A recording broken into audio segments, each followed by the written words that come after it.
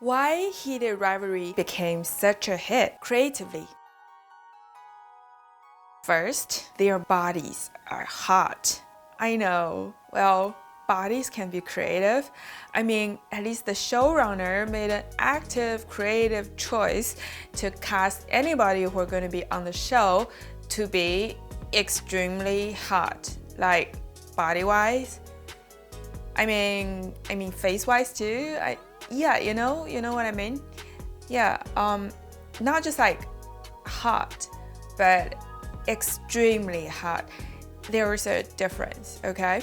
And who could admit that if they would still love the show as much as the show without those extremely hot bodies? Well, I think I made my point. Yeah, that's, as for me at least, a great creative choice that helps the show to become such a hit. Second, of its heated forbidden love. The thing about forbidden love, right? A lot of people, love a relationship when there is a huge stake, like Romeo and Juliet. Their love is so celebrated for hundreds of years, and mainly because their families are enemies. And that's forbidden love. Just tell me about it, because I'm creating a channel about forbidden love, Future Joy. And if you haven't noticed, hundreds and thousands of romantic literature, films, plays, and shows work on this idea tirelessly. And it works on the audience every single time. You know what I mean? Like, if it's Mary and John who are neighbors falling in love, it's not that interesting. But what if Mary and John were neighbors falling in love whose parents hated each other? Now we're talking. Like Hollander and Rozanov play ice hockey? Something is missing. And Hollander and Rozanov were fiercest enemies, who are both male playing ice hockey falling in love? Now we're talking. Especially when their bodies are like hot. And yeah, we talked about it in the last episode. And of course, their skills are top-notch. People love highly accomplished characters. Plus the forbidden love. Yeah, so in another word, the successful creative choice of the character dynamics and dramatic conflicts are reasons why the show became such a hit. Third, because of its delicate but still very strong performances. What I really like about the acting is that it's not about heavy acting, like crying really hard or speaking loudly, but more about the nuances. For example, the couch scene in episode 6, where Hollander's eyes slowly fill up with tears, but the tears never actually fall. And that's such a strong yet subtle performance, and it really moves the audience. And for Rozanov, the moment when he turns his head after hearing Hollander say he really wants to be together, it's really emotional, and he never breaks his tough character. He's still tough, still holding it in, and clearly trying not to cry. Both of these moments, where the crying is so controlled, really strengthen the relationship and the scene itself. And honestly, it adds even more to the overall appeal of the show. If you want to see how these scenes play out in more detail, you can check out my scene analysis videos. But overall, I really love how subtle and precise the carefully crafted directing. By that, I mean the camera work, the sets, the editing, and the sound. All of it just looks really cool and very intentional. Take the water bottle scene in episode 1, for example. By using the camera, sound, and editing to focus on their breathing, small gestures and expressions, and the way they look at each other, the director turns a normal gym scene into a really hot sex type of scene without any actual sex. Or the press conference scene. The director shoots their backs to show their private relationship, then shoots them from the front to show how formal and controlled they have to be in front of the media. And even small things like cutting to their feet, touching, and then pulling away shows their chemistry and sexual tension really clearly. But basically, this kind of directing keeps building the characters and their relationship just little by little to the point where the audience really loves them and just wants to keep watching them and keep watching what happens next. And that's how the show grabs attention as well as it possibly can. Fourth, because of its layered characters who are both strong and vulnerable at the same time. Hollander and Rozanov are both elite athletes. They look powerful, confident, almost invincible on the outside. But underneath that, they are actually really vulnerable in very different ways. With Hollander, when it comes to relationships, he feels a little more shy, a little less mature at first, and he's softer, more unsure. But in the end, he actually suggests really mature and grounded decisions. And then there's Rozanov. He comes off as careless, like a bad boy who doesn't really care about anything. But eventually, he's willing to change the most for Hollander. And their growth is huge. Both of them learn how to love, and just in very different ways. It's really about gaining the courage to love and also learning how to love better.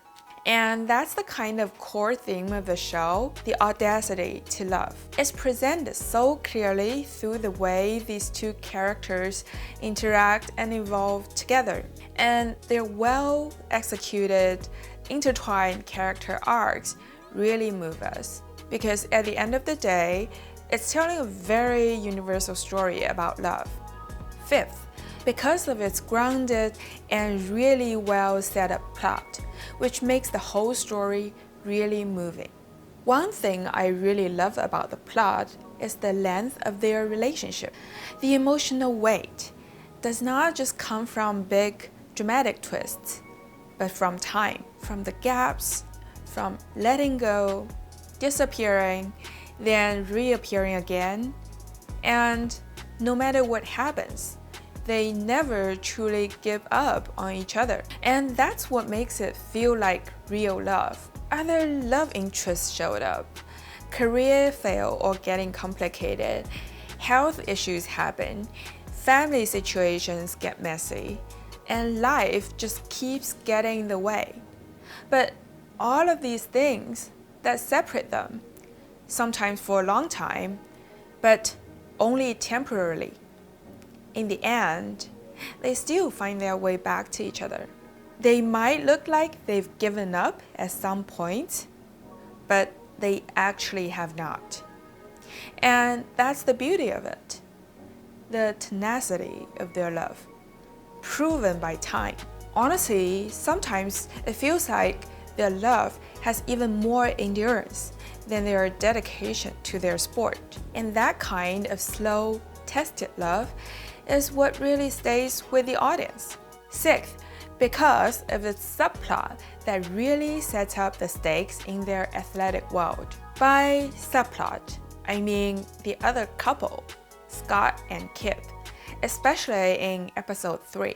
This couple actually contributes a lot to Hollander and Rozanov's world, and also to how the audience understands that world. The fear Scott goes through as a successful ice hockey player who's gay really shapes the entire environment of the story.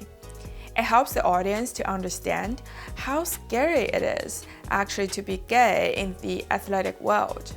And that directly raises the stakes for Hollander and Rozanov's relationship. And then when Scott and Kip finally go public and receive so much support, That moment becomes a trigger for Hollander and Rozanov. It shows them that being together publicly is possible and that they don't have to live in constant fear. It gives them a real, believable reason to be brave enough to choose each other. God and Kip's storyline also helps the audience to feel that gay relationships, whether you're a celebrity or not, are normal and something that should be celebrated openly. Looking back, I think this subplot does something even bigger. It feels uplifting for the queer community. It sends this quiet message. If this is possible for them, then it's possible for us too. Overall, the subplot does not just support the main romance, it also strengthens it and really reinforces one of the core themes of the show: love is love. Seventh, because of its sincere portrayal of queer characters, without judgment or fear. So it's not trying to be dogmatic or persuade anyone of anything. It's more like, this is a story that exists and we're going to tell it authentically. And that's it. It's also very multi-dimensional. It's not just like, oh, it's hard to be gay. Instead, it focuses on very specific circumstances that speak to both queer and non-queer audiences. In that way, it reminds me of Brokeback Mountain at the time. It tells a universal love story, more specifically, a forbidden love story, even though the relationship is gay. For example, their relationships with their parents show another layer of that struggle, like how conservative they are and expectations and how involved families can be in their lives. And that kind of conflict can speak to people from any culture around many different issues with their parents. So at its core, this is really a universal forbidden love story that's similar to Romeo and Juliet. And the fact that this kind of story still resonates today really shows why this very well-produced show connected with so many people. For Heated Rivalry, what could have been done to make the show more interesting? Honestly, I think this show is pretty close to perfect. But if I had to ask for more, I think that I just want to see more scenes of Hollander and Rozanov actually being physically together, especially after all those long years of texting and separation. Once they actually finally reunite in real life, I just want more time with them in the same space. And also, I really want to learn more about Scott and Kip. I just want to see more of them. And honestly, the fact that I'm asking for more is kind of a proof of how good this show already is.